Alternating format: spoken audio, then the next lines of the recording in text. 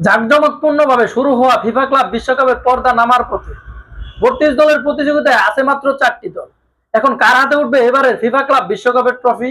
তার আগে চোখ রাখা যাক এবারের আসরে সেরা গোল স্কোরারের দিকে। জেনে নেওয়া যাক কে কে আছে গোল্ডেন বুট জয়ের দৌড়ে। গ্রুপ পর্ব ৩ আর রাউন্ড অফ 16 ও কোয়ার্টার ফাইনাল শেষে যৌথভাবে গোল স্কোরারের তালিকায় আছেন রিয়াল মাদ্রিদের গঞ্জালো গার্সিয়া, বেনফিকার আনহেল ডি মারিয়া, আল হেলালের মার্কুস লিওনার্দো ও বরুসিয়া ডর্টমুন্ডের শেরহুড গিয়াসি।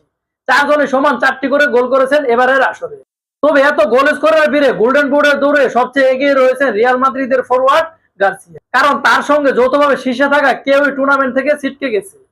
সেমিফাইনালের আগে বাদ পড়েছেন তার দল, সুতরাং পরবর্তী ম্যাচে একটি গোল করলে সবাইকে ছাড়িয়ে এককভাবে শীর্ষে উঠে যাবেন তিনি। এদিকে সুযোগ রয়েছে চেলসি পর্তুগিজ ফরওয়ার্ড পেদ্রোর। এখন পর্যন্ত আসরে 3 গোল করেছেন তিনি। সেমিফাইনালে মঙ্গলবার ফ্লুমিনেন্সের বিপক্ষে খেলবে তার দল, আর ফাইনালে ওঠার সম্ভাবনা রয়েছে তাদের। যদি ফাইনালে ওঠে তাহলে তার আরো একটি সুযোগ রয়ে যাবে তার। এছাড়াও 2 গোল করা পিএসজি ডিফেন্ডার আশরাফ হাকিমিরও আশা রয়েছেন গোল্ডেন বুট জয়ের দৌড়ে এগিয়ে থাকে। সেমিফাইনালে তার দল খেলবে রিয়াল মাদ্রিদের বিপক্ষে।